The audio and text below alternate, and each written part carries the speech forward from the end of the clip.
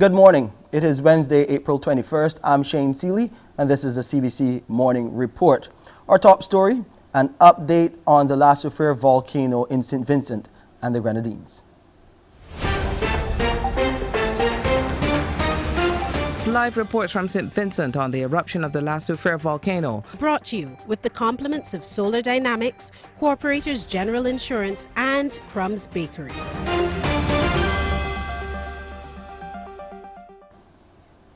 We've had a few days without any major activity at the La Soufrière volcano over in St. Vincent, well over 50 hours now. What is happening there? Well, joining us live is our Sharika Griffith to give us an update on what's happening at the volcano and with activity there and what's happening on the ground. Good morning, Sharika. Good morning to you, Shane. Well, it's actually been 61 hours now since the last explosion at the La Soufrière volcano. That would have occurred at 4:49 on Sunday evening. So it appears that we've had a lull in activities then. But I want to stress that doesn't mean that the area is safe to return to, because according to the scientists yesterday morning, there was actually a mud flow, which is believed to have flowed down on the southeastern side of the volcano. There were also at least 2 rock falls. So that just goes to show that there's still some activity happening there, even if it isn't explosions. It still poses a threat to people in that area, and it's why the officials are continuing to stress that people really need to evacuate, particularly in that red zone.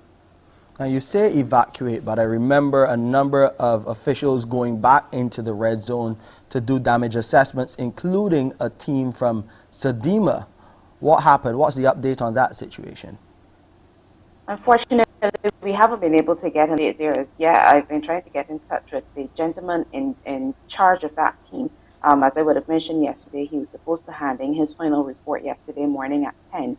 We've reached out to him since then, but I guess he's still perhaps working on tying up a few loose ends. So we'll definitely try to continue to get in touch with him. His name is retired Brigadier General Earl Arthurs. So we'll definitely be trying to get in touch with him, hopefully to get that update at some point during the day. But I also want to tell you that the scientists have been getting out with help from the Coast Guard to measure some sulfur dioxide levels in the atmosphere close to La Soufrière. And according to them, yesterday the average tonnage was 350 per day. What that basically means, sulfur dioxide is a colorless gas which gives off that rotten egg smell.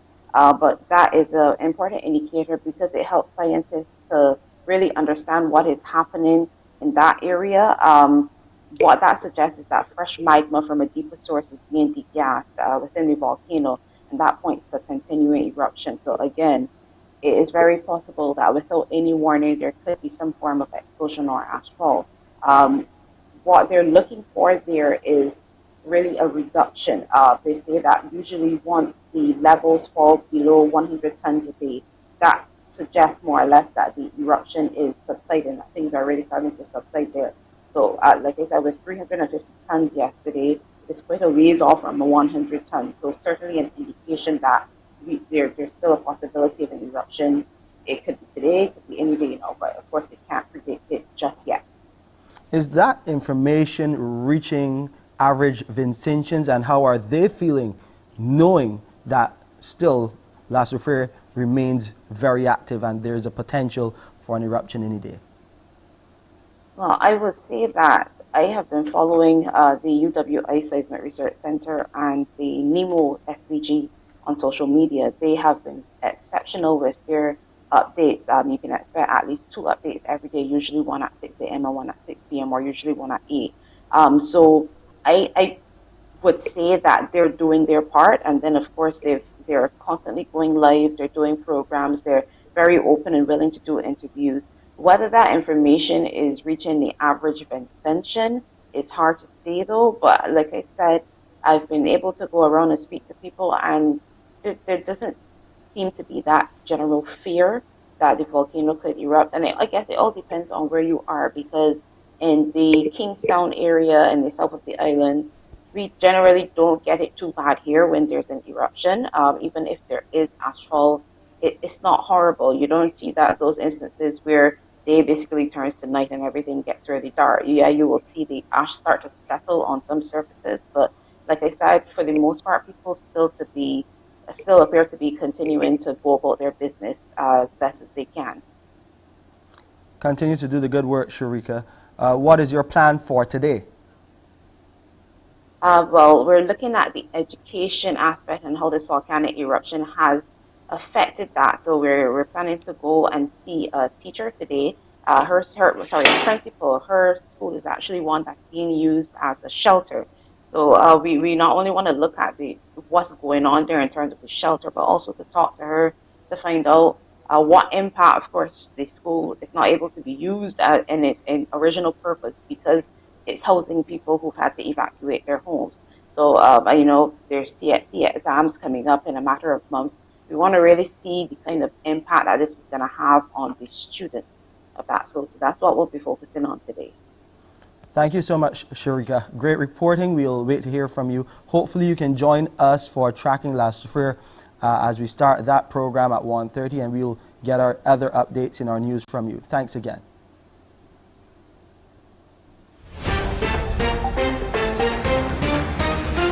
Live reports from St. Vincent on the eruption of the La Soufrière volcano. Brought to you with the compliments of Solar Dynamics, Corporators General Insurance and Crumbs Bakery.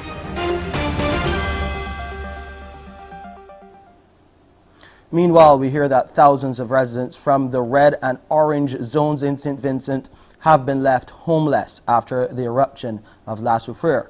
Many of them are still trying to get away from the danger. However, our Crystal Hoyt, who is also there on the ground, has found one man who is running towards it. We have seen Coast Guard vessels from across the region come to the aid and assistance of those living within communities of the red zone of St. Vincent and the Grenadines. Over 20,000 persons were forced to flee their homes as the impact of the La Soufrière volcano continues to be felt. And when Prime Minister Ralph Gonsalves issued the order to get out, the wharf at Chateaubriand was overwhelmed with people trying desperately to get to safety. I want to share the story with you of Codrian Simmons, known to many as Flip, an unsung hero who has evacuated more than 100 persons from within his community. He has no uniform, no rank, just a heart of gold. All this started Thursday night when we evacuated over 30 people on Thursday night from Chateaubriand into Barely, which is the yellow zone. And myself and my other colleague, my friend DJ Rish, we decided we have to go back because we left persons behind and there were only a few transportation going into Chateaubriand. So we went back to Chateaubriand right away. And at that point in time, it was very hot. You can see all the ash that's coming down. It was very dark. It was it was a very traumatic scene. And we decided that when we went back, we got the van full again, and then we left and got out of Chateaubriand. It was too dangerous to use the van at that point in time, so we decided that we will return by boat. And we took the charge, we went back by boat, and we got more persons out because it was safer underwater. Well, not so safe, but safer than the road. How many persons would you say you were able to help get to safety? Approximately in total, in all of our trips over Thursday night, Friday, and Saturday, we got out about 115 people. He noted the journey was not without its challenges. There was a point in time when we couldn't see anything at all, and the boat made about 2 spins and we were off the coast. And at that point, we couldn't see anything apart from the boat itself. The low visibility made it difficult to get to Chateau Belair, but Simmons was determined to return to assist as many people as possible. However, he says returning to his village in the aftermath of La Soufrière was heartbreaking. On Sunday, I returned to my community, and then I was broken. I was moved by what I was seeing. I actually cried on that morning. Simmons said rebuilding his community will require all hands on deck. It is not just the government, but it's us as Vincentians, and to lend our support to each other in these times. So at first I was broken, but now I'm even more motivated to get things up and running as soon as we get the all clear. Thank you so much, Philip. The rebuilding process will take weeks, if not months, but the people of St. Vincent and the Grenadines are resilient people. Reporting from Kingstown, St. Vincent and the Grenadines, Crystal Hoyt, CBC News. Crystal Hoyt there on the ground as well. We'll take a break here and come back and look at some of those local, regional and international COVID-19 developments.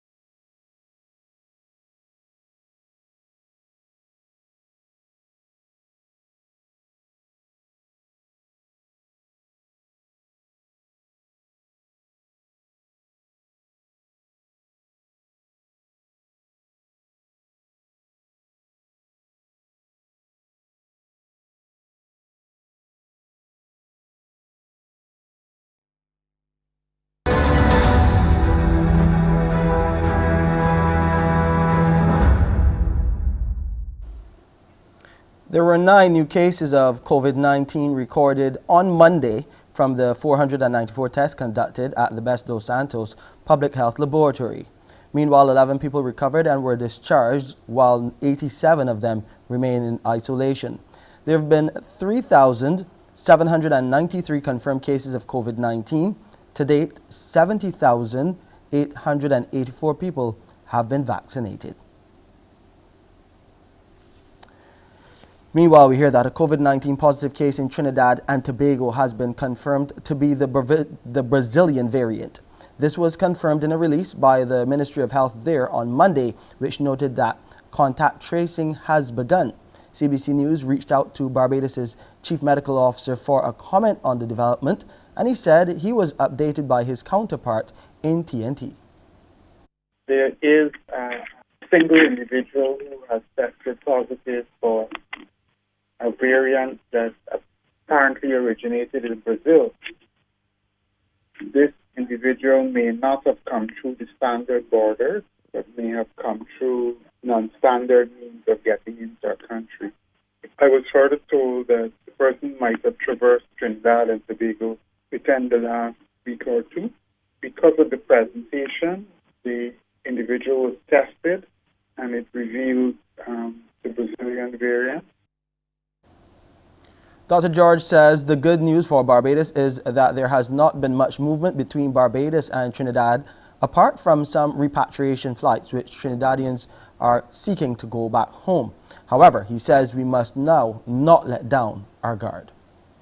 The variants are going to continue because viruses always try to get ahead of the scientific community by changing the way how they interact, and when they do that, they change how antibodies, etc., or protective mechanisms are formed. We believe that if we continue to put our infection prevention and control measures, particularly at our ports of entry, which continue, we should be able to stave off this type of movement of persons with viruses or abnormal variants. The CMO added that apart from the usual good hygiene practices, Barbadians should continue to be vaccinated to fight against COVID-19 and its variants. Over in Guyana, local health authorities have indicated that pregnant and breastfeeding women are now eligible to access COVID-19 vaccines. This despite limited data on the safety of such vaccines for pregnant women. More in this HGP TV report. Previously, lack of trial data involving pregnant women created uncertainties on whether any of the COVID-19 vaccines available on the global market can be administered to pregnant women. According to the United States Center for Disease Control and Prevention, there's currently no evidence that antibodies formed from COVID-19 vaccines can cause any problem with pregnancy, including the development of the placenta. However, limited data exists regarding the safety of COVID-19 vaccines for people who are pregnant.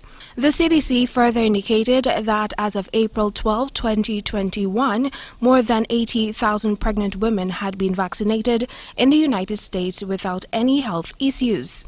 Following local health authorities' decision last week to allow persons 18 years and above to access the COVID-19 vaccines, Minister of Health Dr. Frank Anthony was asked whether the vaccines are also accessible to pregnant women during Monday's daily COVID-19 update. From the ministry's point of view, there's nothing wrong if a pregnant woman wants to access the vaccine, then she should be given the vaccine. So that has been our policy, but if the person would like to consult further, they can consult with their physicians to make sure that they're properly advised. Europe's drug regulators have found a link with the Johnson & Johnson vaccine and blood clots. More in this report. The European Medicines Agency says the benefits of the vaccine still outweigh any potential risks. Johnson & Johnson stopped rollout of its one-dose jab last week after recommendations from US authorities. 6 cases of unusual blood clots were identified amongst people who were immunized with the jab. The delay has halted vaccination efforts in the European Union. Step Vassen is in Amsterdam with more. Well, it means that there is another disputed vaccine actually that could create concerns among people here in the EU. It's very rare. In 8 cases, in fact, they found these blood clots and also this sudden decrease of blood platelets, mostly within young women in the ages of 18 to 48 years old in the United States. And that was also the reason they stopped vaccinating people with this Johnson & Johnson vaccine. But overall, they say this risk is so low that, of course, for the overall population facing this risk of COVID-19 still in this third wave that's happening in Europe at the moment, they should still administer this vaccine. It was an important vaccine that a lot of countries here in Europe are counting on, especially here in the Netherlands, because it's been developed here in Leiden. In the Netherlands, they have asked for 11 million vaccines here, and in the overall of Europe, 200 million vaccines of Johnson & Johnson were supposed to be shipped to Europe to be vaccinated here in the coming months. There is, of course, this concern now. This will all be delayed because people will be reluctant, and also there will be a choice by the separate countries to impose an age limit. For example, the Netherlands has said with AstraZeneca below 60, we're not using it anymore. So that means that every country has a separate policy, and of course this could create delays. Let's check in with Pearson now to see how we are getting you past Hump Day on the Wednesday edition of Mornin Barbados. Pearson?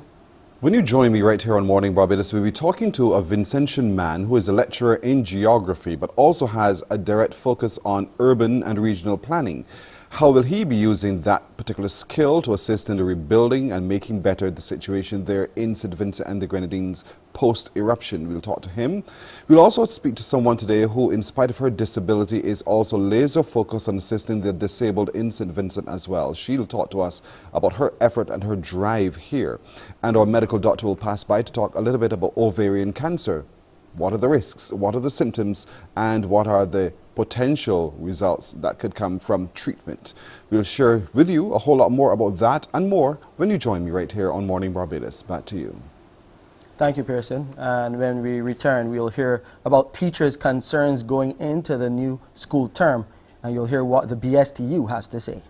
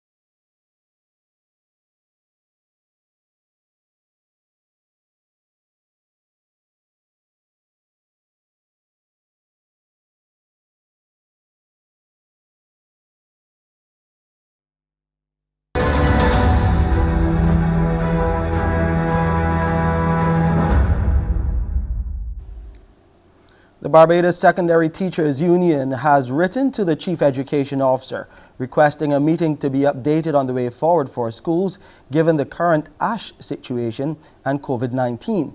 President Marianne Redmond explains her members are awaiting that meeting's outcome to determine how to proceed for next week's scheduled start of the Trinity term. She adds that the letter is a follow-up to previous correspondence sent last month, March 24th. We have not had a response to that correspondence, and so today we wrote requesting a meeting to have those matters clarified and addressed. Further to that, there are concerns that the union has in relation to the declared clusters of COVID and, of course, the ongoing situation with the ash from the volcanic eruption at La Soufrière. And so we are hoping to have that meeting as soon as possible because our membership is depending on the outcomes of those meetings to be informed exactly as to what is to happen and how it is to happen. Back in St. Vincent now, religious organizations there have been playing their part in assisting those staying in public shelters. The Seventh-day Adventist Church is one such body. Our Sharika Griffith has another report. 6 days a week, members of the Seventh-day Adventist faith have been volunteering their time and effort to help with the church's feeding program.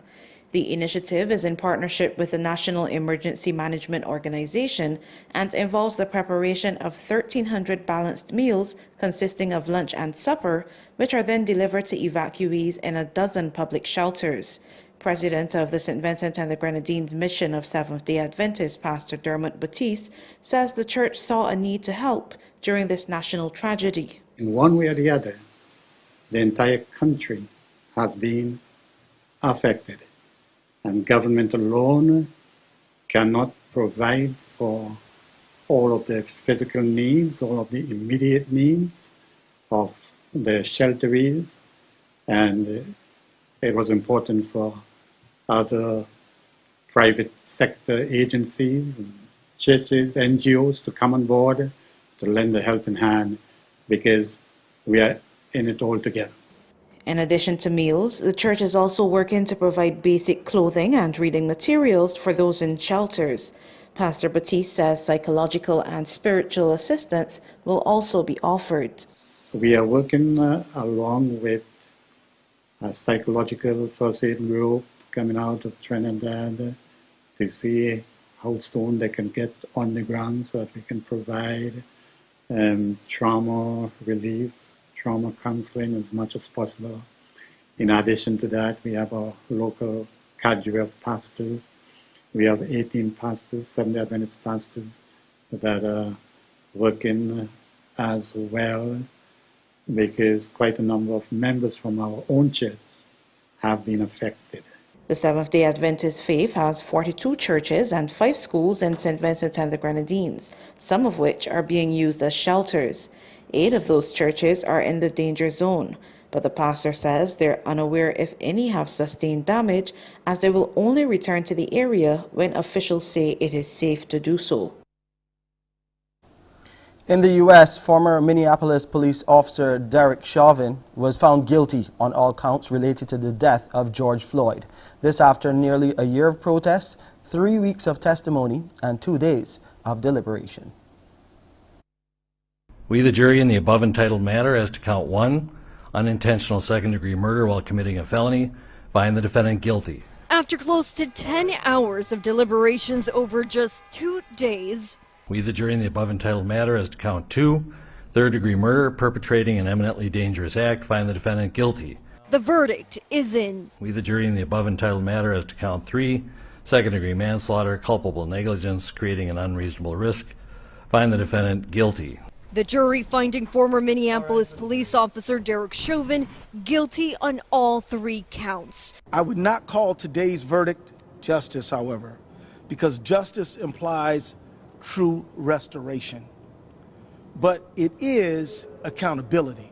George Floyd's brother stood inside the courtroom as the jury's verdict was read, while outside, protesters celebrating the victory. His girlfriend sharing her grief and her sense of relief. It'll mean change. It's a first step in a long road to recovery. Chauvin's bail was revoked, and he was led out of the courthouse in handcuffs.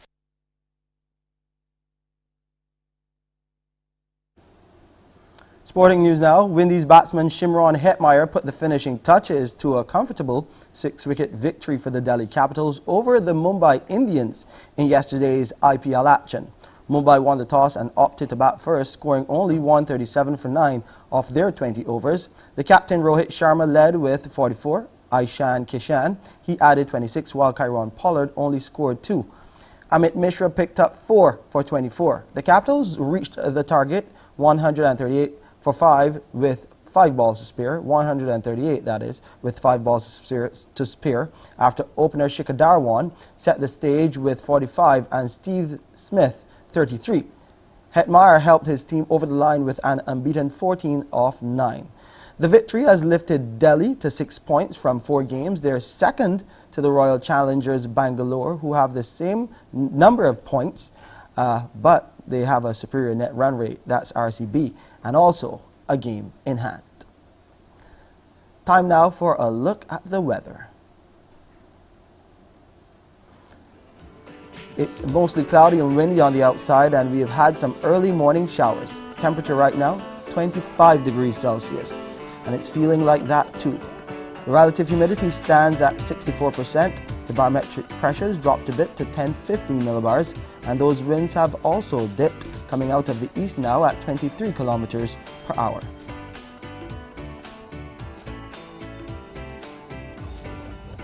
We'll see a high tide this morning at 13 minutes to 11.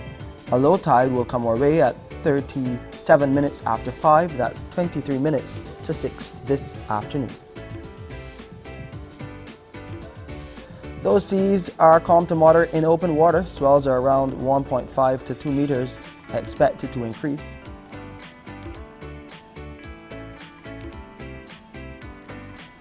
Today in Barbados, we'll get a mix of sunshine and clouds with a few intermittent scattered light showers. And tonight we'll have a mix of clear skies and clouds with a few brief isolated light showers. In the Lesser Antilles, it will be fair to occasionally cloudy with some scattered showers. And those light isolated showers will persist into tonight. It will be fair to partly cloudy there.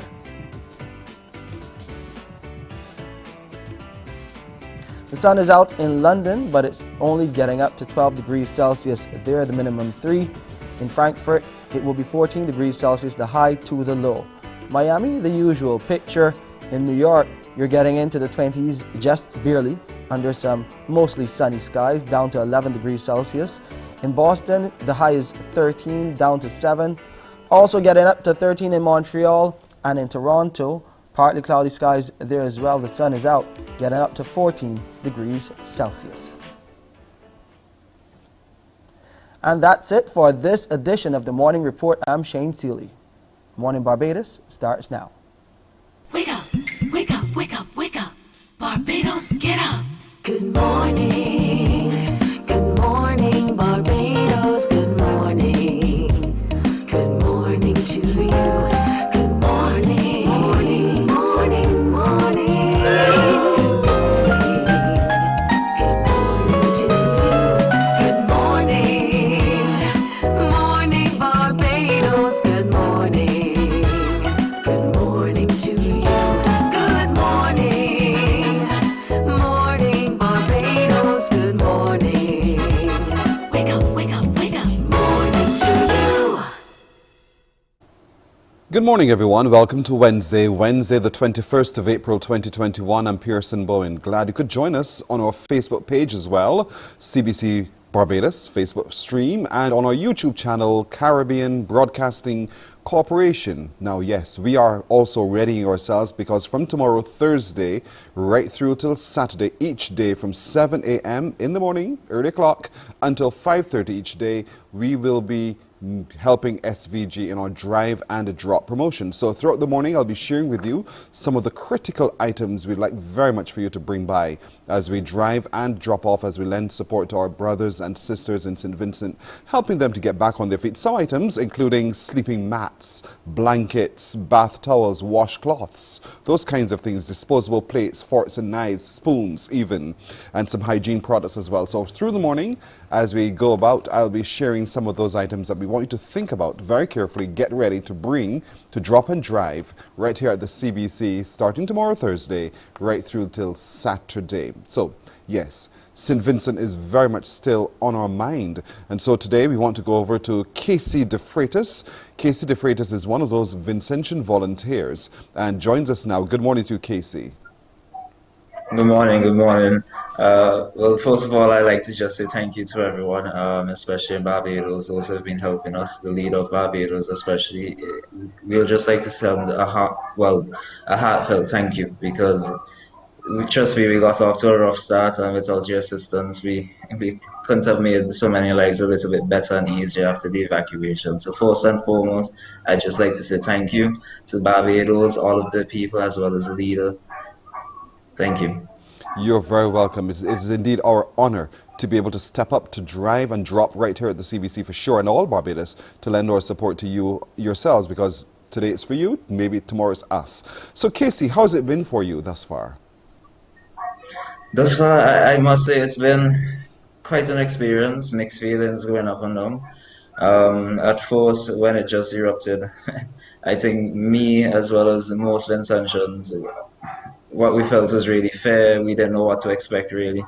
And then right after it erupted, even before we realized that thousands of people were being displaced, some of my close friends as well, even with small young siblings, they had to leave their homes on a short notice. So immediately after the fair, we began thinking, okay, how am I going to help my friends and my family and so forth?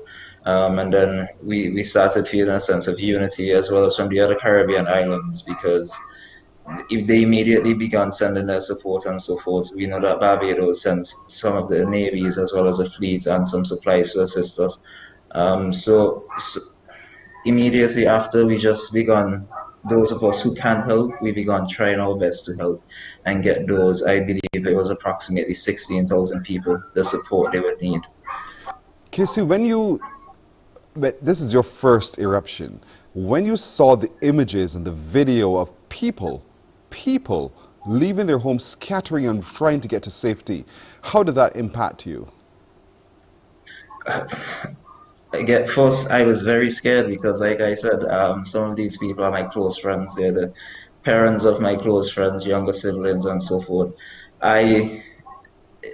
I felt scared, but the first thing that I did, especially those who lived in areas such as Sandy Bay and the far north leeward like Peterborough, I began sharing posts, finding out if there were persons on those sides who could probably give them transportation and rides, because a lot of them were left stuck basically. The vans weren't really operational fully at the time. And then there's COVID.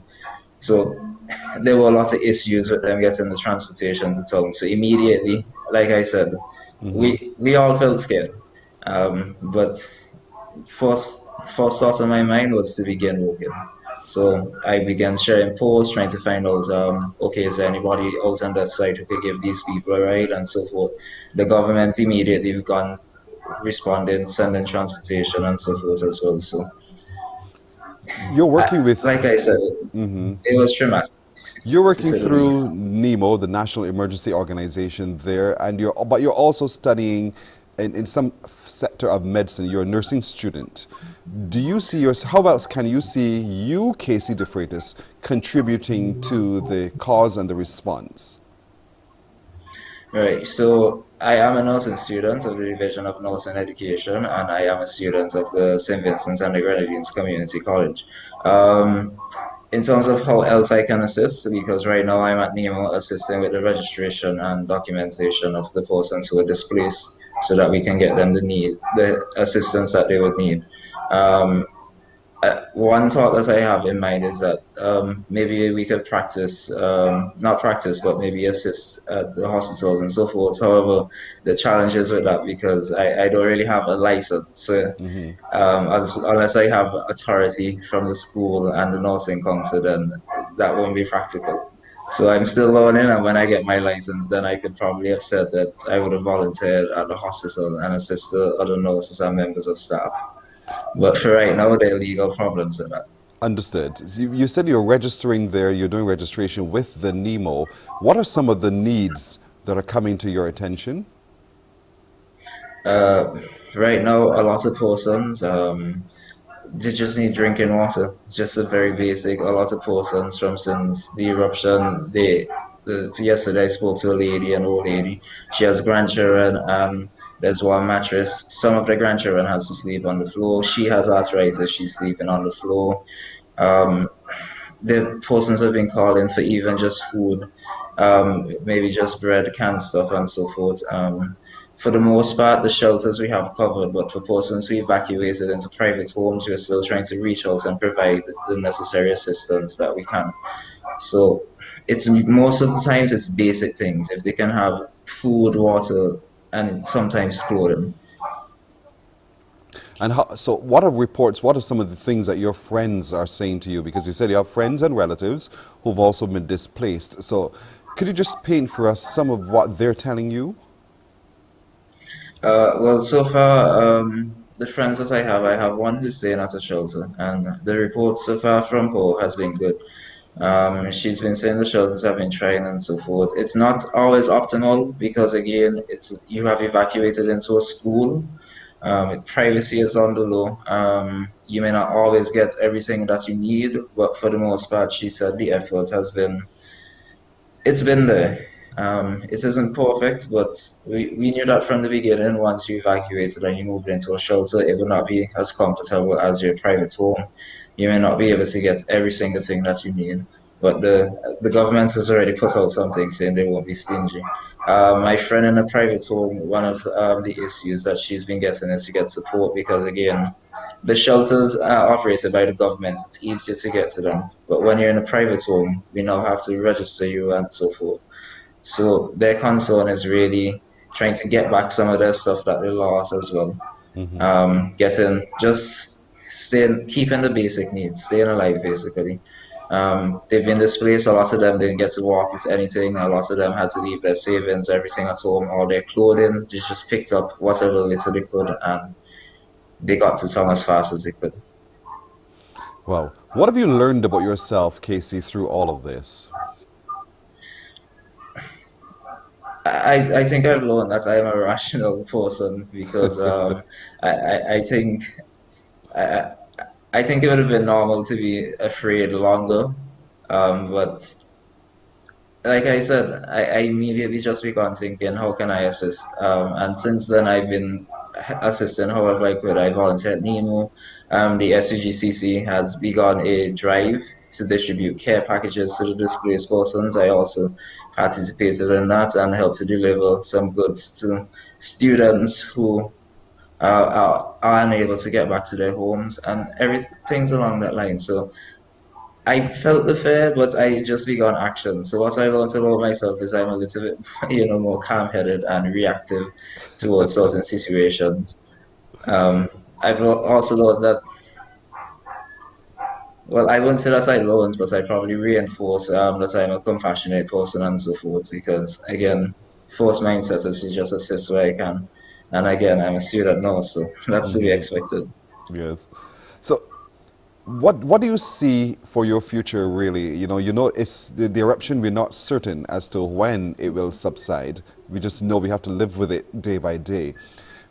Knowing that, what does that mean to you? How does that affect you? That you just don't know when next it will? Yeah, and you're absolutely right. We don't know. The scientists have said it can go up to a year, it can end abruptly. So I think what we're trying to move on to right now is to return to some sense of normalcy. We can't stay, shut down forever and just not continuing. So most of us have gotten safety equipment for goggles, masks, and so forth. They do work, but unfortunately, the ash is actually so fine that even with the goggles on, it still gets in your eyes, irritates your eyes. I know persons who've gotten eye infections because of it, breathing problems. I have a friend, she has to be nebulized every day since this erupted. So for us, we're trying to figure out some way that we could probably go on and continue right at this moment. So in the future, I think maybe we will be able to walk around it. For right now, there's still a lot of challenges with that. But I think we'll get there. Hopefully the eruption stops. I'm praying to God that, maybe next week we'll hear that the last volcano just quieted down and everything we could, resume. Praying to God that happens. Oh, I hope God hears that prayer and answers that prayer for you. What do you know about the Grenadines Islands, or how people are being impacted by what's happening on mainland? So the Grenadine Islands, especially Evacuation, they've been impacted by a lot of ash. I know that ash has gotten to the farthest point in the Grenadine Islands. I know it was there at Union Island and so forth.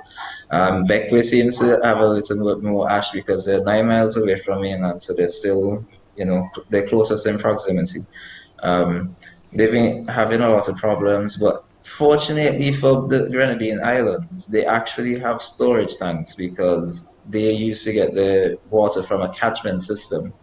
So they were safer than mainland because we got our water from the CWSA, so central pipelines. And once that has to be shut off, then you're kind of in a difficult situation. But the Grenadine Islands, for the most part, they were good underwater for themselves.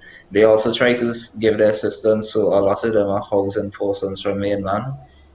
So the families have been affected to an extent. But so far, so they'll obviously be running, they'll obviously be running short on a few food stuff and so forth, but yeah. All right, so there are some critical essentials which we are all asking everyone to step up to assist with. Casey De Freitas, we want to thank you and encourage you, because you're still young, and to be this young and to be this passionate to think that, in spite of it all, I can't think of myself, I'll think of others, I'll immediately press into action. Well done on that score for sure, and we want to encourage you to keep up doing what you're doing, because we're eternally grateful for all of your effort. Thank you for joining us. Thank you very much. You're very welcome. Casey De Freitas, right there, a young man, nursing student in St. Vincent and the Grenadines, who saw the need and who immediately pressed into action in spite of his age, in spite of himself. Now, there are a couple of things, as we've been telling you. Water is essential for those in St. Vincent and the Grenadines. So tomorrow, starting tomorrow, Thursday, right through till Saturday, bring your cases of water to us here as we help SVG, or Drive and Drop, bring them. We'll have manpower on hand to help you lift them from your car, to take them from your car from you and bring them. So don't be afraid. Just walk, ride, drum, whatever. Come here to CBC starting tomorrow from 7 in the morning. We're also looking for toothpaste, deodorant, lotions, toothbrushes, some feminine hygiene products, adult diapers, baby care items for sure, and naturally non-perishable food items. Just a few of the things we're encouraging you to help SVG with in our Drive and Drop starting tomorrow. All right, we're going to take a break right here, and when we come back, we'll share more. Morning, morning, morning.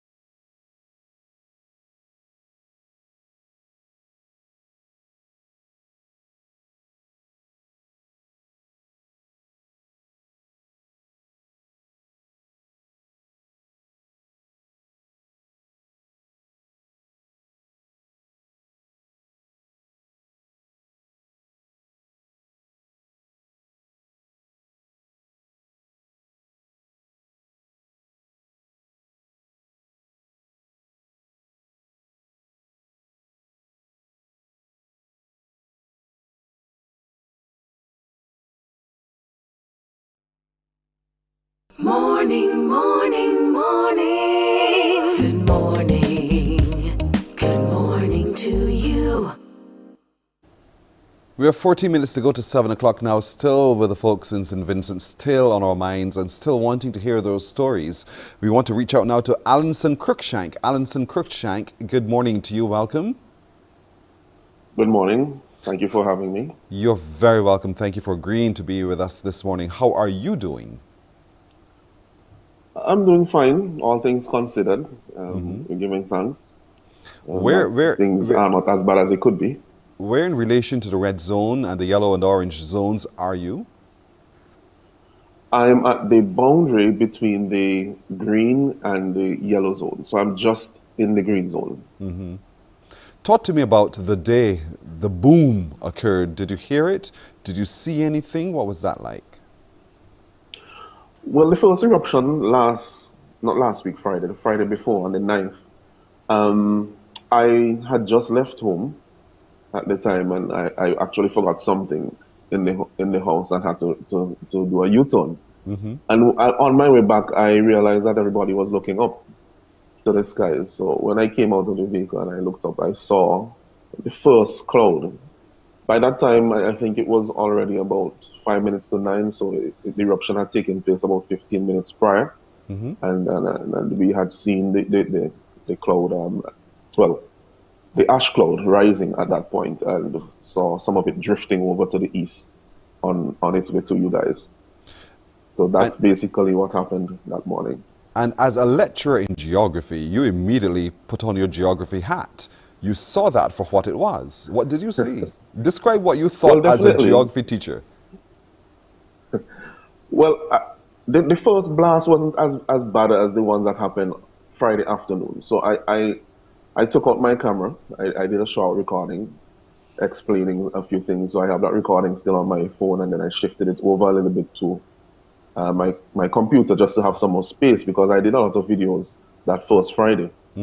At that time, it wasn't as bad because, as I said, the first blast wasn't as big as what happened from Friday afternoon onwards until about Sunday. And, at that time, persons weren't as concerned. Work still continued. Everybody, went about their business as usual, except for the red zone, I would think. But in the afternoon, when it started erupting again, that blast was much bigger. And so as the cloud rose in the sky, it was more visible from all the way down in Kingston in the south. And then I think persons got a little bit more concerned, and, the mindset changed from that point onward. You are also into urban and regional planning, and when one thinks about it, 1979 was an example of what could happen, yet still people were living in that area.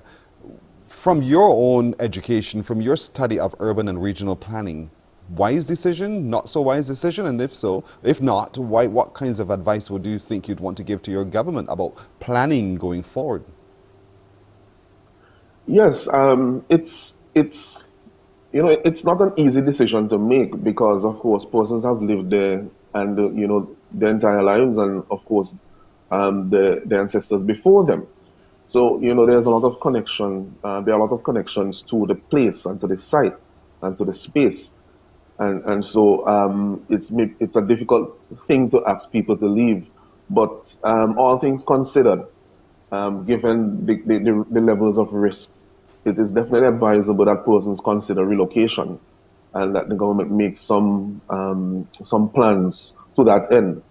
In particular, I'm thinking especially about even some of our lifeline infrastructure. We have a major hospital that is in the red zone, our most modern hospital actually. And so that is something of grave concern, because at the moment it is inaccessible. And of course, that is something that really has to be considered going forward. How best we can move key assets and, of course, people and their properties out of harm's way. Because, one of the things that happens with volcanoes is that because they have relatively long return periods. I mean, the last eruption was over 40 years ago. I wasn't born yet. And persons may say, well, it wouldn't happen in my lifetime, so I could live with that risk or that possibility. However, we have seen here that in a very short return period, it has erupted even more violently than it did. more violently than it did in 1979 when the previous explosive eruption was almost 8 years prior. So in just a short return period of 40 years, we have had a very massive eruption. And based on what everybody is saying who experienced the one in 79, there is really no comparison. And you have seen all the footage. I'm sure you have been showing it all the different days since you have been having your program. And, it's almost like a moonscape in the red zone in particular. Wow. Access roads, though, that is also critical if you want to move people around and find alternate routes of escape, to use find a better word right now. What is the planning where that's concerned, in terms of road network? Yes, that's an excellent question. One of the things that we haven't, that's quite difficult here in St. Vincent, that Barbados may not necessarily have issues with, is our topography. And so being a very mountainous island, almost all of our road network is coastal. And particularly in the red zone, there are no alternative routes. All right, so if a road is blocked, let's say in the northeast of St. Vincent, and you can't get out, then the only way out other than that is to use the sea. And that is something for consideration. I mean, while I am saying on the one hand that we should not, or we should consider not continuing to add more infrastructure to the red zone, we also have to be cognizant that, the zone needs to be used for something. And so transportation is of the utmost importance. So in the future, I think consideration should be given to ensuring that at least where possible, that you have alternative routes of escape via the road network. In terms of displacement, though, let's say, for instance, you decided we will limit and reduce the amount of habitation in the red zone. Where else can it be displaced, and is there the capacity elsewhere on the island to accommodate the level of displacement? Yeah, it's when you think about the numbers that we have in the shelters and also in private homes, it's quite a lot of people. And if my memory serves me correctly, there are also persons who, if you compare to 1979, would say that we have at this point, or at least up until the eruption, a higher population in the red zone than we had at that time. And so one of the concerns, as you mentioned, would be where to put these people. We have a finite amount of land. But I'm sure that there are possible places. I wouldn't specify anywhere specifically now on this live. But what I would say is that at least the consideration should be given going forward, because of course it would be up to the persons to make that decision, the powers that be, and of course individuals as well can make their own decisions. Like if I'm in the red zone and I say, well, I'm not going back, I am going to live somewhere else, that's also a decision that I can make as an individual.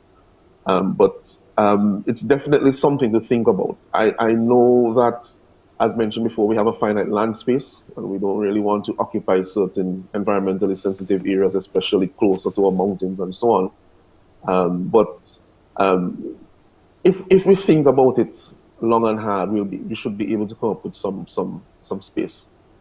What do you see to be the potential hazards that would have been caused by the eruption?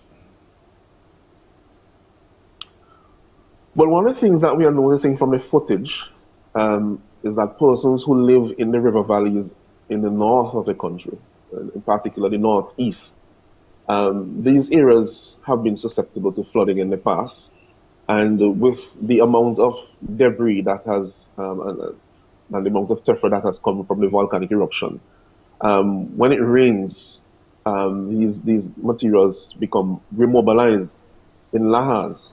And we have seen that some persons' homes have been seriously damaged by these lahars. And they can reach very far from the volcano. Of course, they go all the way down to the sea. And we have seen footage also of some coming down at the Rubber Club Valley, which is in the northeast as well. You might be hearing that heavy show in the background. So that is one of my main concerns at the moment. And of course, the ash is a serious concern because of how far-reaching it is. The ash is basically everywhere. In the north, where in the red zone, it is, by some estimates, 6 inches to a foot deep. And that's a lot of ash. So what happens is that when it rains, it doesn't wash it away. It cannot wash it away because it's just too much. So it wets the top, and then once the sun comes back out and that dries off, it gets in the air again and starts blowing around. Especially in the areas that are a bit flatter, the ash that has fallen maybe on the sides of the mountains, when it gets down into the valleys, it accumulates there. So you have deeper accumulations in the flatter areas as well. So the ash cleanup will be something very significant, and that has to be something that we look at as soon as possible.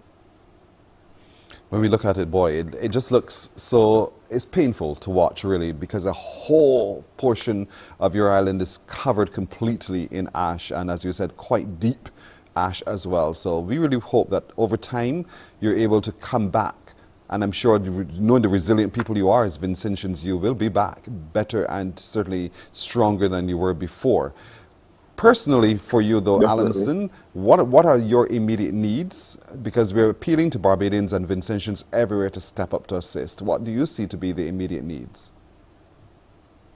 Well, I think for persons in the green zone, the main need is, of course, water, drinking water. We have water in our taps. The water has come back, but the quality of the water is not of the level that persons are prepared to drink it. And we also advise not to drink it without boiling it first.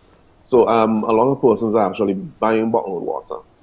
And they have been available for the last few days in the supermarkets, but of course, there's a finite supply and that it runs out from time to time. Exactly. Yeah. And we didn't have any a few days ago, probably before Thursday or Wednesday last week. We basically were out of bottled water in the supermarket. So even if you had your money and you wanted to buy, you couldn't get.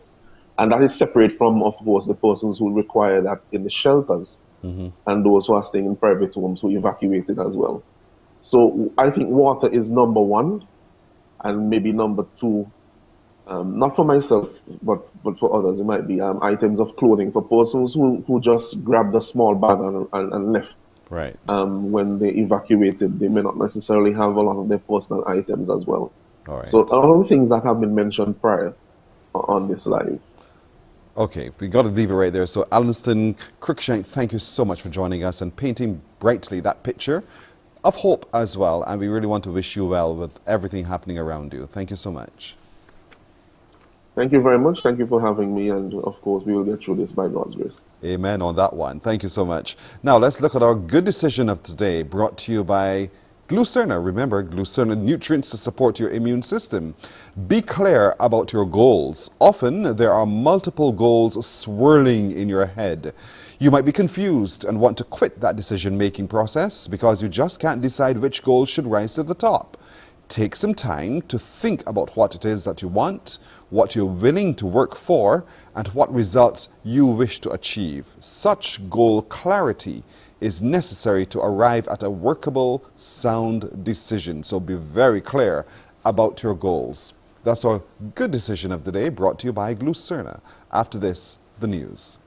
Morning, morning, morning. Good morning. Good morning to you.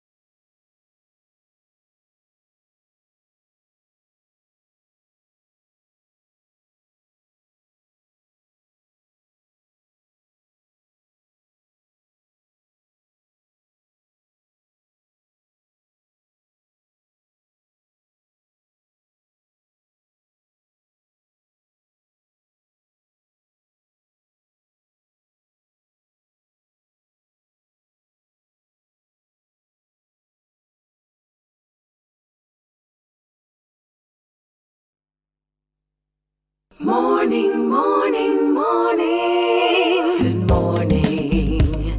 Good morning to you. So let's update you on the news. Once again, here's Shane Seeley. Here's your 7 a.m. headline news, and we lead with this story. 10 positive cases of COVID-19 have been detected at the Queen Elizabeth Hospital. The discovery seems to be linked to a staff member who is a member of the security team there that tested positive some days ago. In a statement last evening, the QEH said contact tracing carried out since the positive test has revealed a link between that staff member and a community case associated with a church in the north of the island. Hospital officials say they have followed all protocols with regard to the quarantine and testing of other security personnel with whom the affected individual was in contact.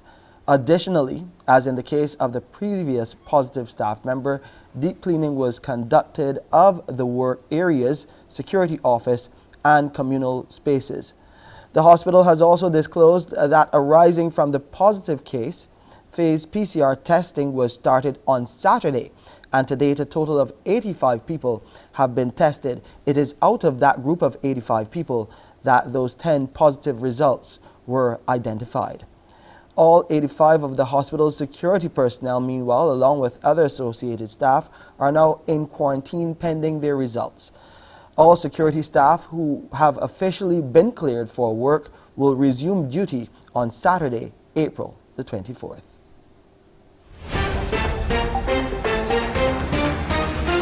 Live reports from St. Vincent on the eruption of the La Soufrière volcano. Brought to you with the compliments of Solar Dynamics, Corporators General Insurance and Crumbs Bakery.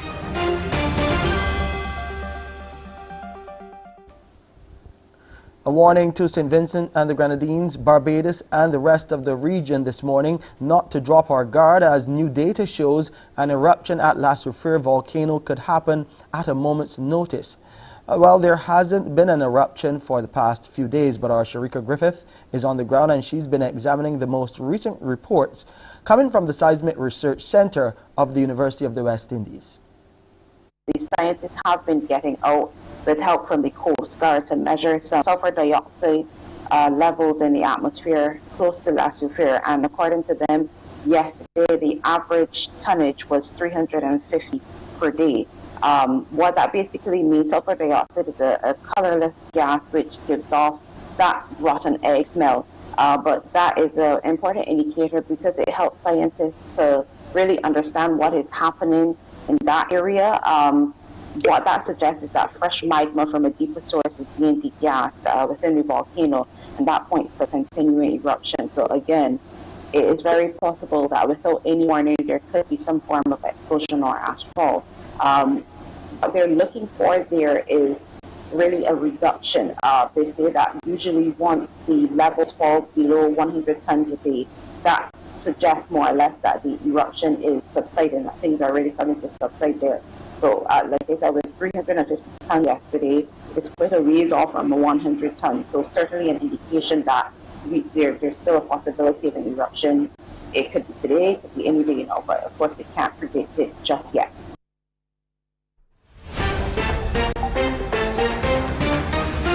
Live reports from St. Vincent on the eruption of the La Soufrière volcano. Brought to you with the compliments of Solar Dynamics, Corporators General Insurance and Crumbs Bakery.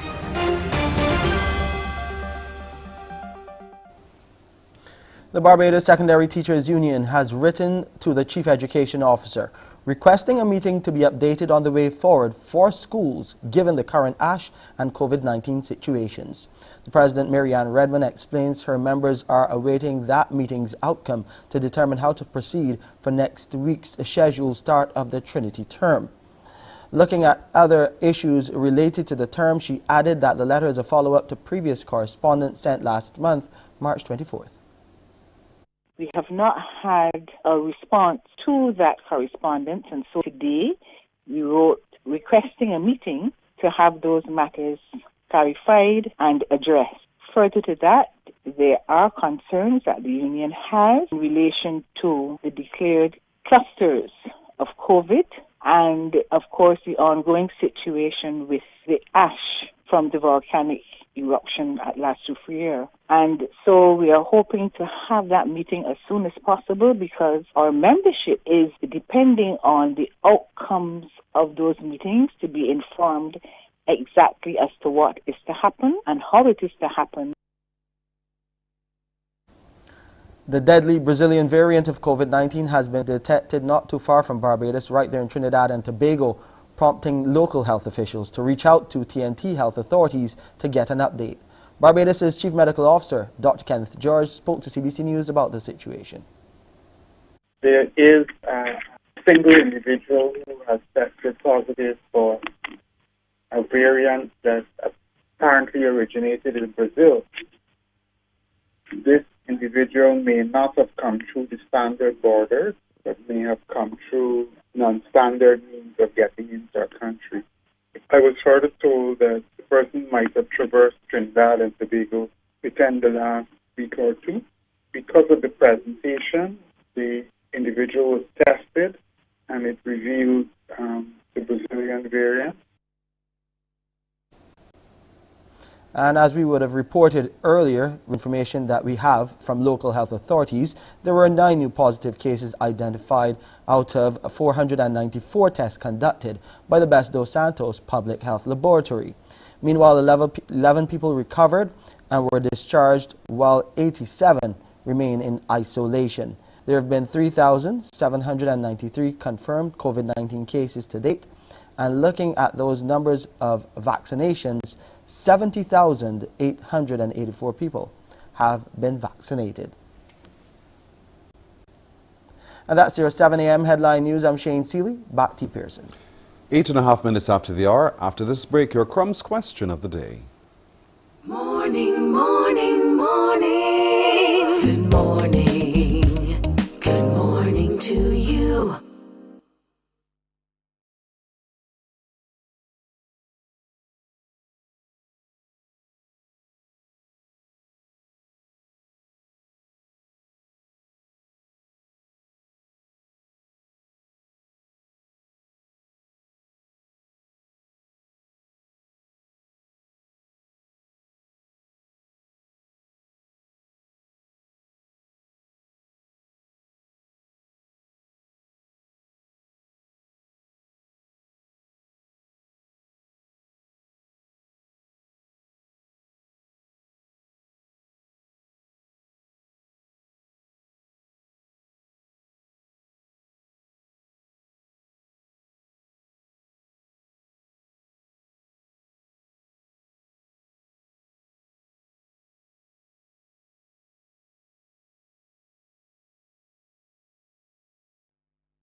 Morning, morning, morning. Good morning. Good morning to you. Time to test your skills now in today's Crumbs question of the day. Call us right now on 228-5562 or 228-5563 because here comes today's Crumbs question of the day.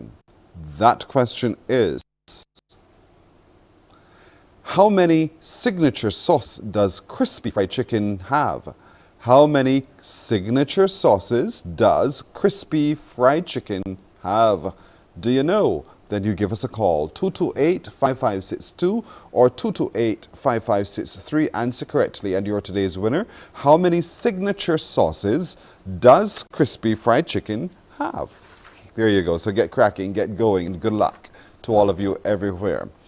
Moving on right now, let me just quickly remind you of some other items that we're looking for in our Help SVG drive and drop starting tomorrow, Thursday. Yes, you hear water is the underlying thing. Lots and lots of water, lots of hygiene products. But we're also looking for some cleanup products as well, like reflective vests, spray bottles, alcohol pads, gauze, face masks, those shoe covers, latex examination gloves, those heavy-duty gloves, and a whole lot more. So, as I said, we'll be reminding you today and every day of those items we're hoping that you can bring to us so we can help SVG. Let's turn our attention now to ovarian cancer. Joining us this morning to talk a little bit more on that subject is Dr. John Barker, a consultant gynecologist and obstetrician. Good morning to you, Dr. Barker. Hi, good morning. How are you? I'm well. Yourself? I'm well as well. Good. Ovarian cancer. What is it? Where does it present? Obviously, it's in the ovaries. So what is it? Right. Ovarian cancer is a malignancy of the ovary itself. It's usually more common in females over the age of 50. Now, it is a very aggressive kind of cancer, especially when found late, because the issue with ovarian cancer is that it usually presents late because it can mimic a lot of other disorders or diseases. So sometimes, unfortunately, the patients will present at a later stage of the disease. Into other diseases that we could get confused that it is ovarian cancer? Yes, please. So for our some people can present with like dyspepsia, like burning in the abdomen. Sometimes they can get symptoms of irritable bowel syndrome, which would be like bloating, constipation, diarrhea. So sometimes there is a delay in the actual diagnosis of ovarian cancer. Because we thought we were being treated for something else. And so typical us, we go to the pharmacy and we pick up something to deal with the bloating. We pick up something to deal with the burning stomach. And we figure we've got it all covered until it persists. And then how does the later stage present? What are some of those symptoms? Right, so initially it can be asymptomatic, meaning that there are no symptoms at all in a small subset of patients. However, some patients would either have bloating. Sometimes you can have change in bowel habit as well. And then there's the signs of cancer, which be like weight loss, decreased appetite. Sometimes you can present with postmenopausal bleeding. So that's why it's important for most women who bleed after menopause to be investigated, because very, very rarely you can get ovarian cancer presenting with bleeding after menopause. What about younger girls, though? Is it also prevalent in younger females? The incidence is a bit lower below the age of 50. However, if a young lady presents with ovarian mass, what we do would be a blood test called CA125, and we do the CA125 across the board for all women. However, the youngest population, we have to do about 3 or 4 more tests in addition to the ultrasound, maybe an MRI or CT. And this would be to actually calculate the risk of a younger person below the age of 50 having ovarian cancer. Essentially, what we look at is a series of blood results, and then we calculate a score, which is called RMI. Based on the score, we can have essentially a triage as to the lady's risk of ovarian cancer. So there are different types, therefore, of ovarian cancer. Not all necessarily develop to that late stage where it threatens your mortality. So let's talk a little bit about those different types. Right. Now, there are different types of ovarian cancer. The most common one is epithelial ovarian cancer. This is the most common type. And the thinking is that sometimes it can develop from your fallopian tubes, and then spread onto the ovary. So this is the most common type. And then there are different types based on the cell line. So you can have endometrioid type, and you can have different cell lines, which be like clear cell, etc. Now, these are more aggressive. In terms of the treatment, essentially what you do is a staging laparotomy, and this will stage the actual disease, and then as a result you'll be able to counsel the patients better in terms of their prognosis and survivability. So if the disease is localized to the ovary only and it's early, then your chances in terms of 5-year survival can be as high as 98%. But as it gets more advanced, then that drops to below 50%. Then obviously once you begin treatment let's talk about the treatment timelines.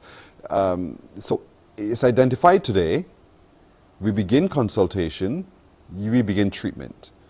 how long Right. would that treatment last? Right, okay. Well, I was trained in the UK, so we go by NHS time. So if you go to a GP and you present to your GP, then you should be seen in a gynae oncology clinic within 2 weeks. In the next 2 weeks, all your investigations should be done.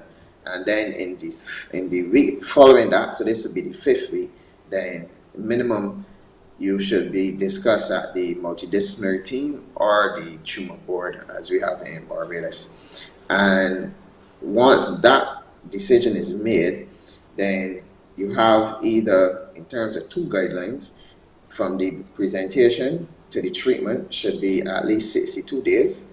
In terms of 2 months, once your diagnosis, you should have definitive treatment, or you shouldn't have to wait 31 days after your diagnosis. So for argument's sake, if you saw your GP suspects something, send it to the oncology clinic within 2 weeks, then you have 31 days to get to the bottom of the situation. And if those 31 days expire and we haven't yet gotten to the bottom of the situation, how dangerous is that to one's health? Right. What that is the standard. So, excuse me. So at least 85% of patients should be treated within that guideline. There are different variables which can go over that timeline, and that could either be the workload. Sometimes it could be the patient in a state of denial, so they might take a bit longer, or they might not turn up to clinic. There are many other different things that can do that, but those cases should be less than 15% of the total amount of cases.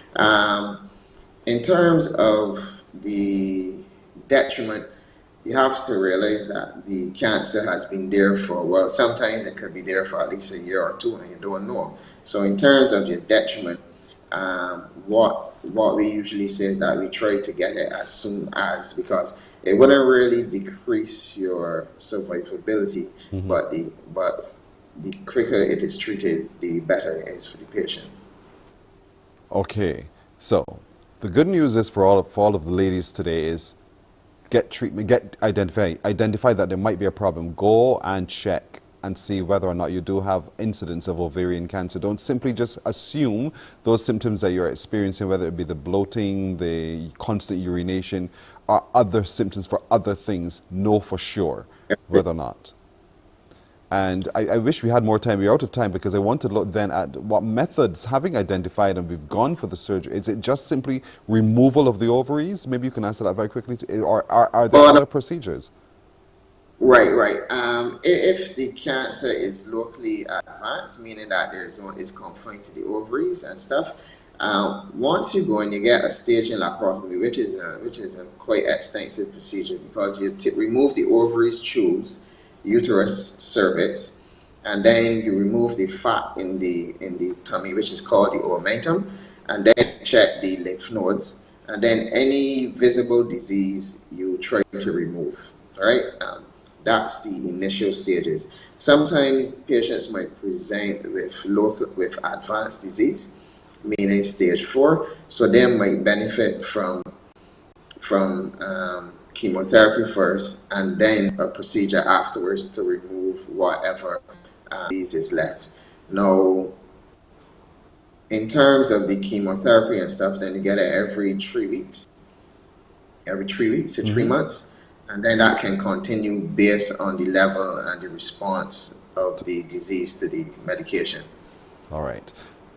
To be continued. Dr. John Barker, our consultant obstetrician and gynecologist, because there's so much more. And I'm learning that there's a link potentially between breast cancer and ovarian cancer. So yes, make yourself available for our next tutorial, sir.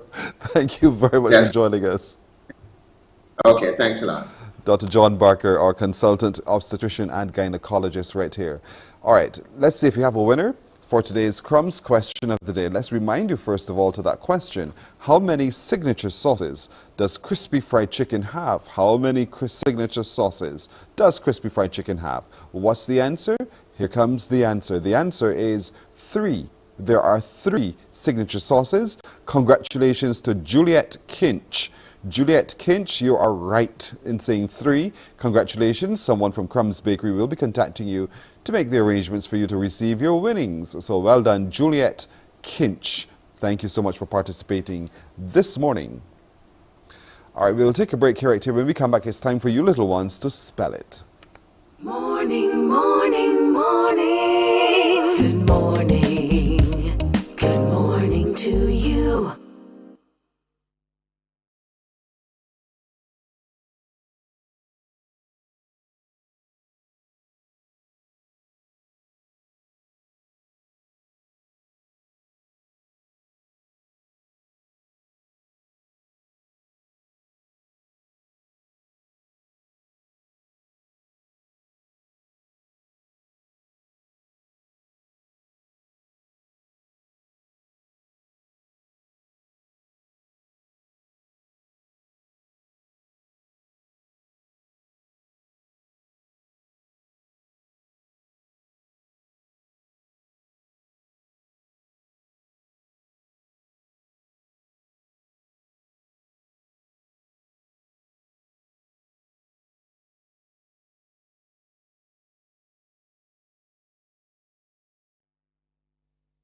It's time for Spell It with Pediasure. Are you going to spell it in 30 seconds?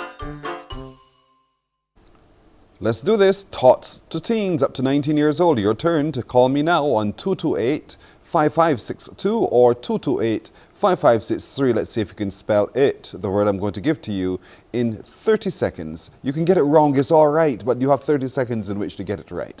We have a caller on the line. A very good morning to you. Hello. Good morning. Good morning. Hi, good morning. Don't be shy. What's your first name? Ariana. Ariana, how old are you? 9 years old. Okay, Ariana, your word is decision. Decision. Can you spell that for me? Yes, please. Let's go. You have 30 seconds, Ariana. Decision. D-E-C-I-S-I-O-N.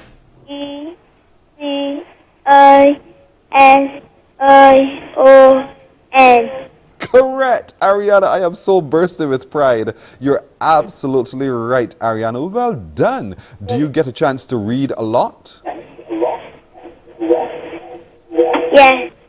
Oh, that's great to hear, Ariana. I want to encourage you to continue reading, because in reading you get to know words, you get to know how to spell words, you also get to know the meaning of words and how to use them effectively. So keep reading, Ariana. You are going to do well. Stay on the phone. Don't go anywhere. We will talk to you off the air about making arrangements for you to collect your winnings. So well done today to Ariana, 9 years old, correctly spelling that word on your screen you just saw, decision. She is absolutely right. She spelled it today. Compliments of Pediasure.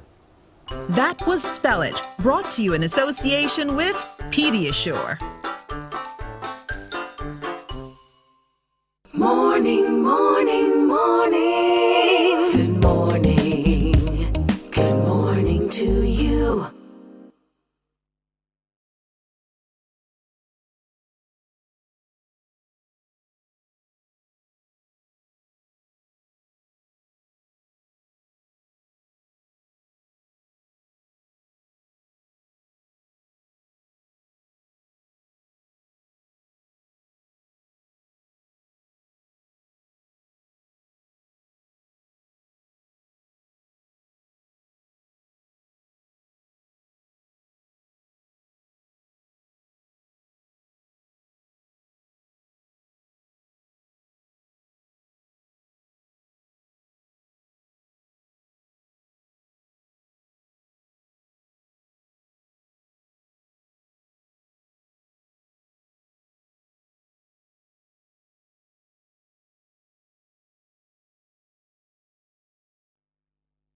Morning, morning, morning. Good morning.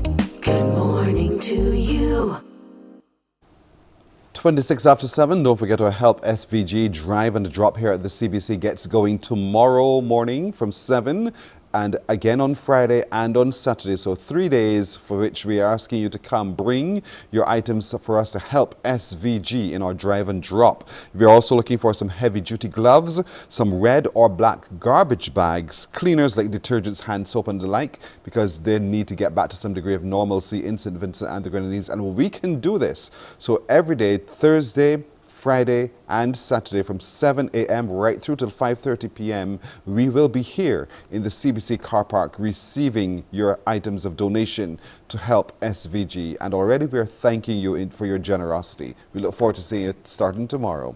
All right, let's turn our attention now to what's happening with Chrissy's Care. Christine Roberts is back with us. Good morning. She is the owner of Chrissy's Care. Good morning, Christine. Good morning, Pearson. How are you doing? I am, and you?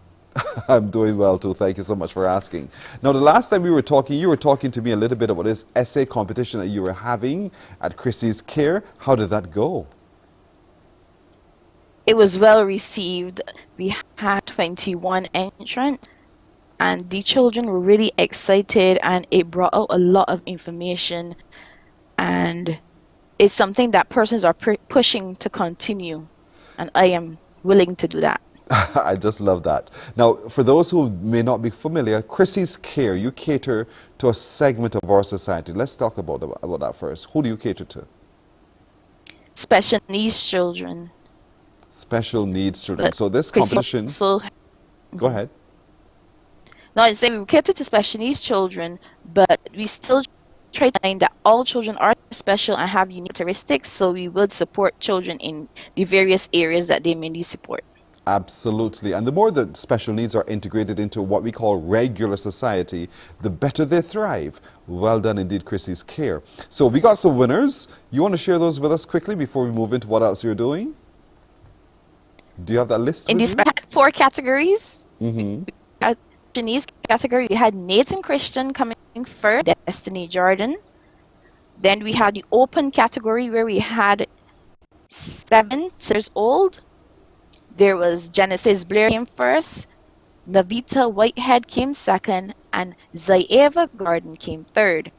In the 11 to 14 category, we had Levy Linton place, Nora Olive Hack in 6th, and in 3rd place we had Amber Clark.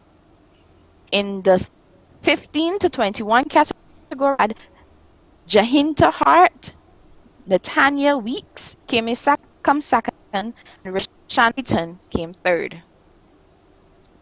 Each participant received a prize, and then the 1st, 2nd, and 3rd place would have gotten an additional prize. So everyone was a winner. Everyone is a winner for sure, you know, regardless of your particular need.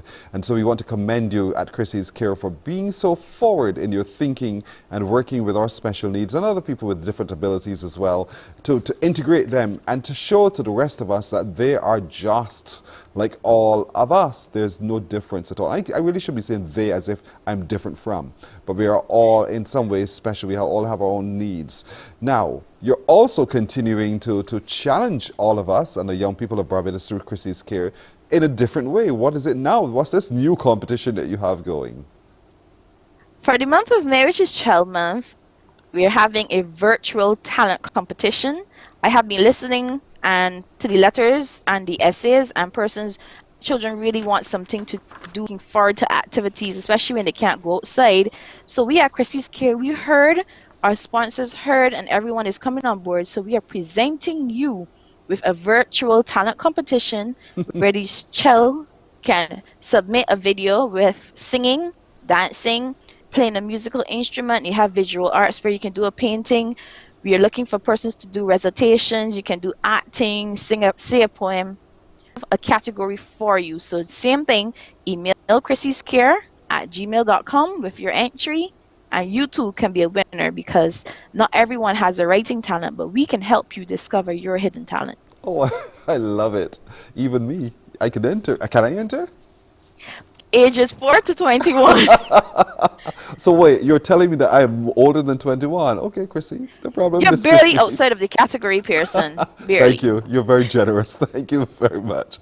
So here we go. The deadline is May the 29th for those 4 to 21. And all you need to do is to enter the virtual talent competition, share your awesome talent in singing, dancing, use of an instrument, visual arts, recitations, all of that. Submit your video to Chrissy's Care. Look at the spelling, everyone. CHRISYS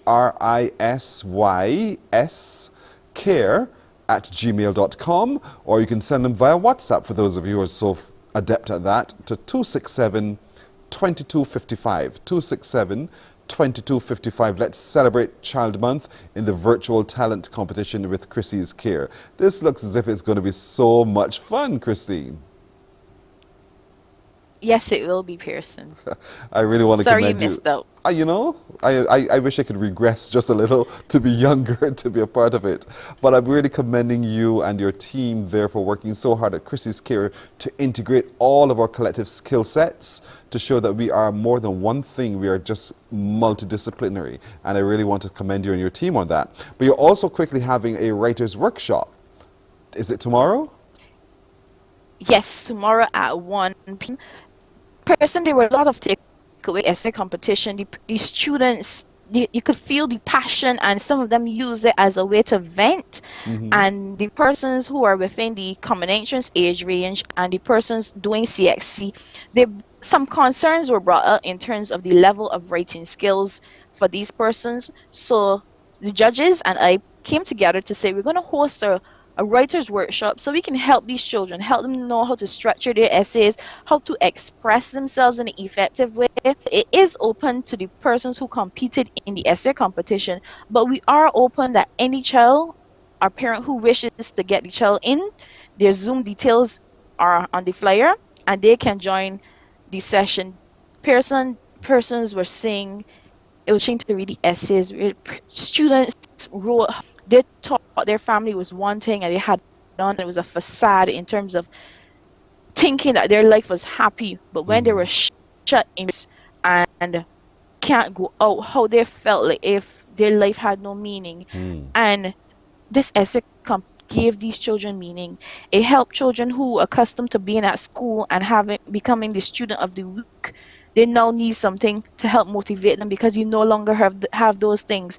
So as we as teachers now have to get creative and find ways to motivate and push these children so that they can still find the joy of not only just going to school and coming home and being online, but how can we do it in a fun way?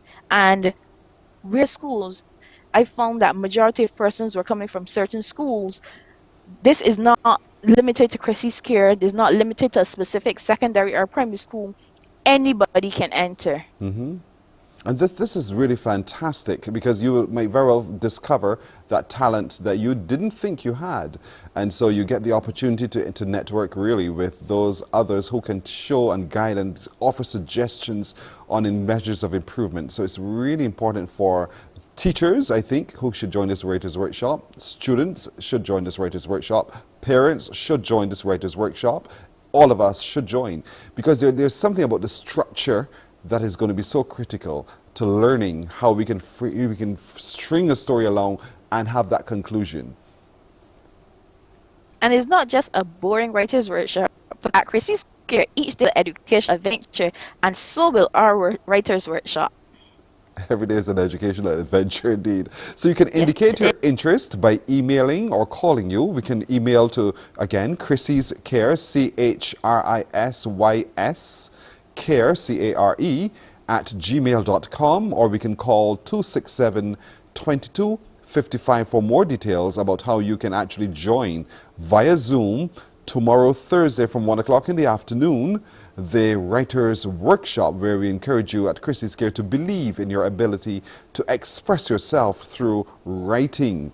And I'm so glad that you're doing this because out of this, we are going to find the next set of novelists from Chrissy's Care. And journalists. And so true. You are absolutely right. And journalists as well. Those who have to put pen to paper. It's really commendable. So that's tomorrow. That starts at 1 o'clock in the afternoon. How long do you think that Writers' Workshop could last for, just for those who are trying to figure out how they're going to manage their time? Just say an hour and a half. Because if we find that the children are engaged, they have questions, they want to go further, we will continue. even if we have to do another workshop, so we send half, depends on how it goes. Oh, I hope it goes very, very well. So let's email. Persons are showing their interest. I'm glad to hear. Chrissy's Care, CHRISYS care, CARE @gmail.com, or send that phone call, make that phone call, and be a part of tomorrow's Writers' Workshop from 1 in the afternoon. But don't forget that virtual competition, that virtual talent competition. Again, you can WhatsApp. What's the WhatsApp video number again? 267 2255. Right, it's 267-2255. That's the number to send your talent. Let's get the children all expressing themselves through video and through talent as well. You have until the 29th of May, because for Child Month, Chrissy's Care is recognizing and rewarding our very talented children on the island. Christine Roberts, I want to thank you. And again, I want to commend you on all that you're doing for our children with special needs, but you're doing for the nation's children in general. And don't ever grow tired, Christine. Don't ever. I'm not growing tired with you, so don't you ever grow tired on us, okay? Thank you. You're very welcome. Her name is Christine Roberts. She's the owner of Chrissy's Care. And I want to encourage you to be a part of all that's happening there. We'll take a break right here. When we come back, our very special guest who has a need and whose need is going to help those in need as well. Stay with us. Morning, morning, morning. Good morning. Good morning to you.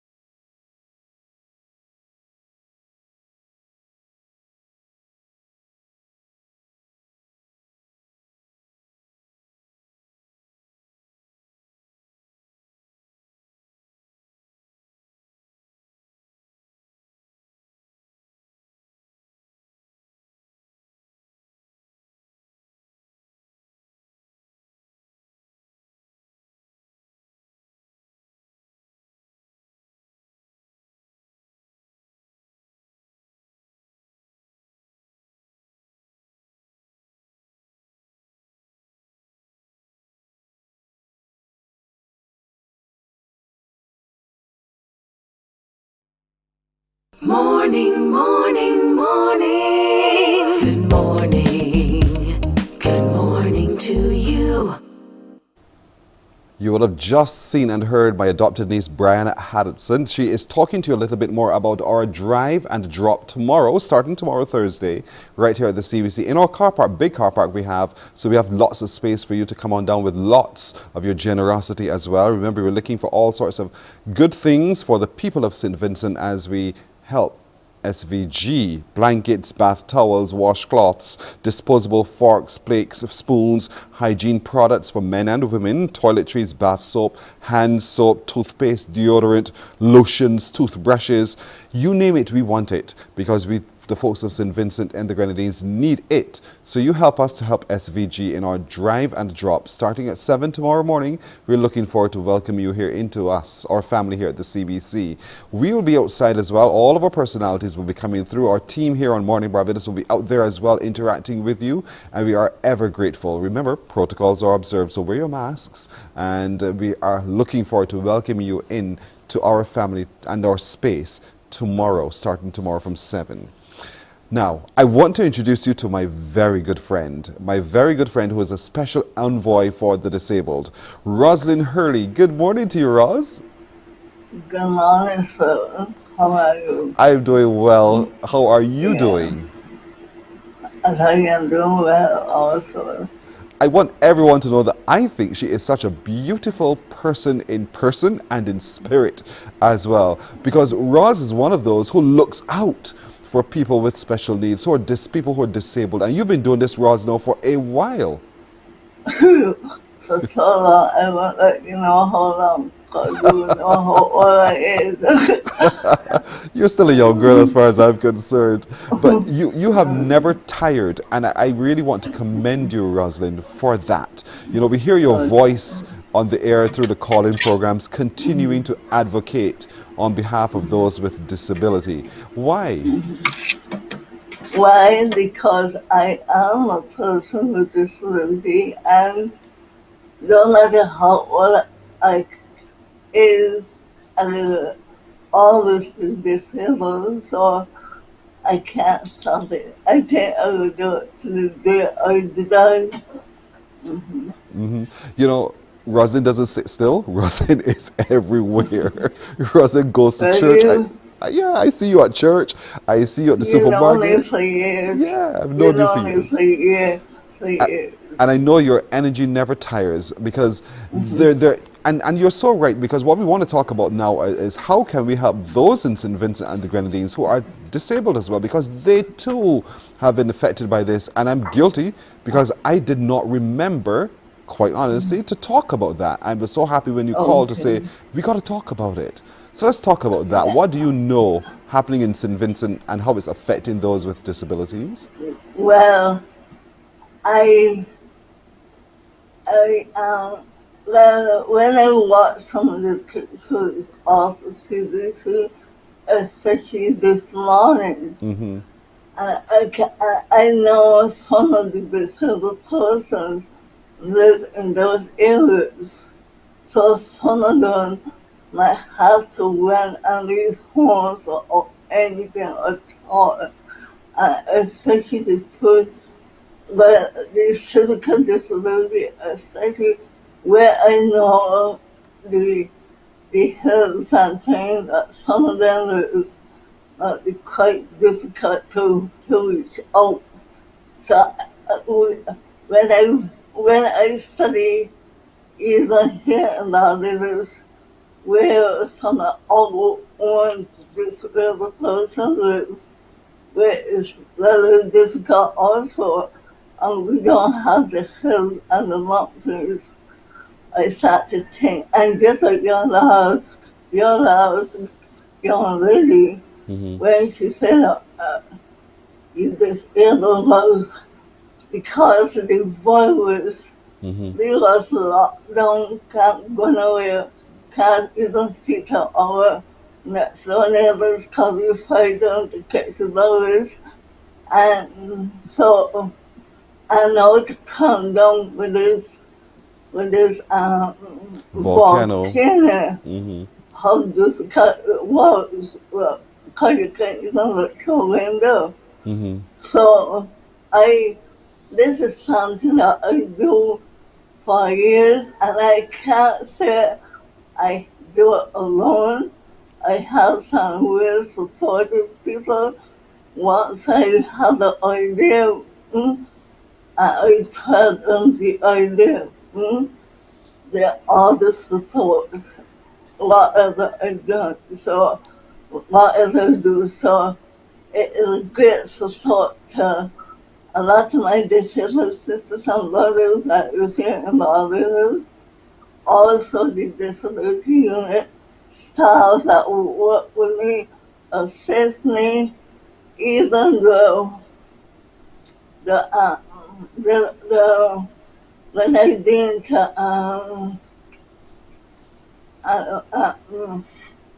the first hurricane that they had. Yes. Grenada, sorry, but before Asia came. When I did to Grenada the first time, where I experienced a real hurricane, even one of the disability units saw, she volunteered to come. I didn't ask her, she come. And that time I was a lot younger, which I didn't even have a walker. And what made me so happy when I was doing to Grenada, I see what a hurricane can do. And I was some friends in Grenada take me to the different shelters where I see so many disabled was abandoned there, and their family will not come back for them. And this is the thing that is happening when they have disaster, where they found someone killed, because something that is a lot. I cannot say it's not a lot, looking after disabled persons. So some of them might lost their home, might lost everything. So some of the disabled were stood in the shadows and then they asked him to come up for them. So when I went to Grenada, where I was able to interact with the person, right. I was able to deliver stuff and things. So now, I asked in the public, I see CDC is doing their own drive. I come back to the CDC and I want to tell the underdog leaders who is doing their own drive. So I am seeking now for the disabled in St. Vincent. So what do you need? What are you doing, and what do you need us to help you with? Okay, just a lot of the things that you have on your list to say to the sources in order to food, but wheelchairs, the chairs, the towns, sanitary napkins, those sort of things. Those is a little special things that disabled people need because they might lost their wheelchair, they might lost different things. Right. So a lot of the things that normal people knew, we still knew, but get them a little different in certain things like the towns, walkers, anything. So yeah, a lot of those mobility items, the wheelchairs, the walkers, and then those are the ones that return your dignity as well, like you said, the bedpans and the like. So if there's anybody or any organization right now watching and thinking, you know what, yes, we need to step up and step in and help those in St. Vincent with disability and by providing these items, how do we do so? Do we bring them to you? Yes, you can bring them to the National Disability Unit. There is in Commonwealth after the part of the National Insurance Building. Right. It's a big white building up the far end from the wood. You can bring them to there, some of the office there. You might hear the phone ring, but it don't mean that nobody is there. It's just that it's a lot of work, especially with the dust it's starting their working. So don't matter, it's a lot of calls and things. So you can bring your stuff, your things there. I like to say thanks also to the Southern Daily that always support when I have anything, when I have hurricanes, they take them to the different places and to the world to come. One of my friends is in the Rotary, and she is working also with the Rotary, right? So that they will get there. And I have to say thanks to the actual. Last time to move the items. All right, so anyone who has any of those donation items, take them to the National Disabilities Unit on Collymore Rock, and be patient. Be patient if you're calling, because they're so busy at work at the moment as well. So we really want to thank all of you, and I want to thank you, Rosling, as well, for bringing that so vividly to the fore. As I said, we did not, it didn't cross my mind, I'll be honest with you, and I really want to encourage anyone, lest we forget that our people who are disabled are people too. They need their dignity, they need the support. And also, I would like to thank you also for having me. I watched you throughout the month of the December and the wonderful work you do highlighting disability UNCDC. So I'd like to say thanks to you, thanks to CDC for having me. And I know you were too early, so. Thank you so much, Rosalind Hurley. You know, anytime, just reach out to me and I'll try to help as best I can. Rosalind Hurley, our special envoy for the disabled as well, reminding you, those special items, please make your donations to the National Disabilities Unit on Collymore Rock to assist the disabled in St. Vincent and the Grenadines. There's incontinence items, those bedpans, wheelchairs, walkers, crutches even. Just take them over to the National Disabilities Unit, and a big thank you in advance. We're taking a break right here. When we come back, a Bajan afar. Morning, morning, morning. Good morning. Good morning to you.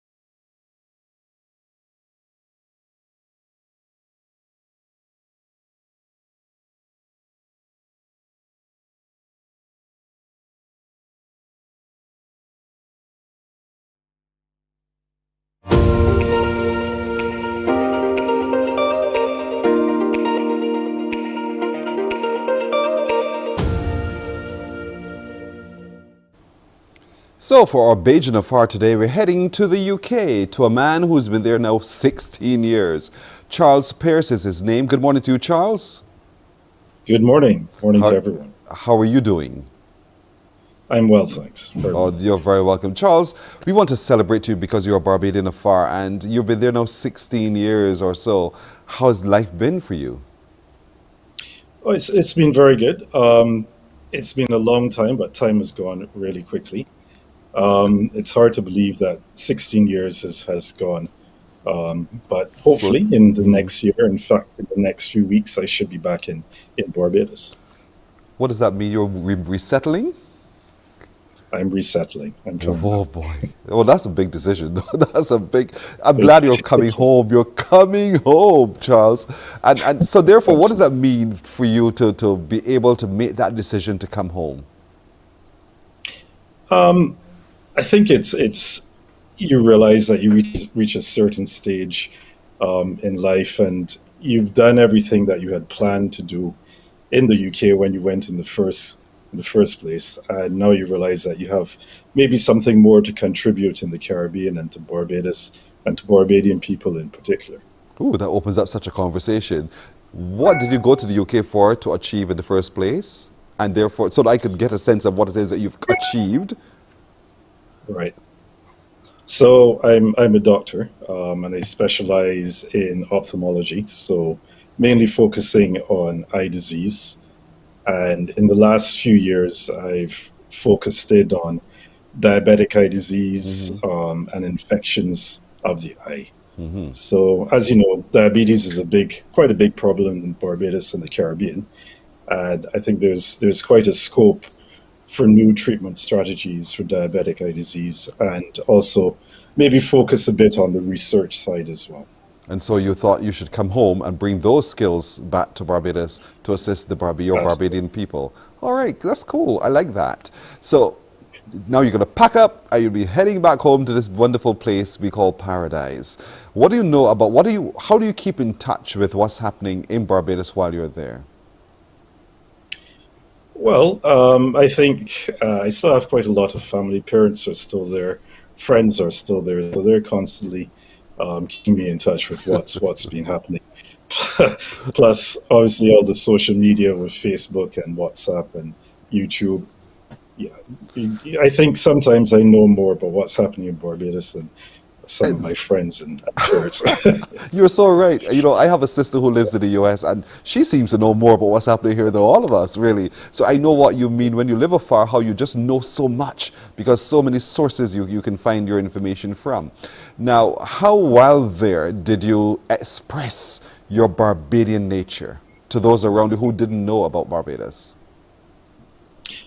Well, at work, for instance, I think a lot of people, especially in the UK, when they first hear your accent, they wonder if you're American. That's the first guess. And then after that, it kind of goes to, I heard once Irish, and I was thinking, do I sound like Irish at all? No, I don't think so. But then when you tell them, for instance, you're from Barbados, I think everyone in the UK knows Yes. Barbados. And people across the world, when you tell them, well, the same place as Rihanna, then they Immediately definitely it clicks. Immediately it clicks. Rihanna, Barbados. Oh, we know where it is now. That kind of thing. I know that happens often. So that's what you do.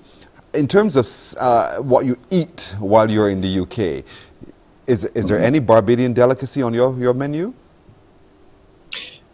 Unfortunately, I would have to say there's probably a bit more, if you're talking about Caribbean food, probably more Jamaican food than you can get Barbadian food. So I have to wait until I go and visit family, probably to get any real Bajan cooking.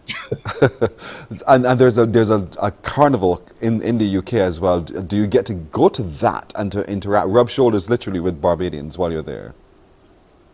Oh yes, so Notting Hill Carnival. That's usually, I think it's in August, but because of coronavirus, cancelled last year, and the last time I went, I think was two or 3 years ago. But it's a bit different from Cropper. We have over 1 million people in a very small space. That alone makes it tremendously different. You know, the vast number and the small space. Quickly, Charles, tell me. When you come home, who do you think is the first person you'd like to run up to and say, I'm home? Who would that be? Well, I'm guessing probably my parents are going to be there to pick me up. So they're probably going to breathe a sigh of relief, I guess, to see me back. You know, so, he's safe. Yeah, absolutely. So it's going to be mommy and daddy, perhaps, you know, and everyone else immediately related to you, the first set of people. Charles, we got to go, but I want to thank you so much for joining us on Morning Barbados to celebrate who you are as a Barbadian afar. And we're looking forward to have you here. When you land, don't be a stranger, contact us, because you have a skill set we want to hear more about. Thank you so much. Thanks very much. Charles Pierce, his name. He's an ophthalmologist in the UK. He's coming home soon. All right, folks, that's it for today. We want to thank you so much for joining us. Don't forget, our drive to help SVG starts tomorrow. We look forward to seeing you then. Take care and a good morning. Wake up, wake up, wake up, wake up. Barbados, get up. Good morning.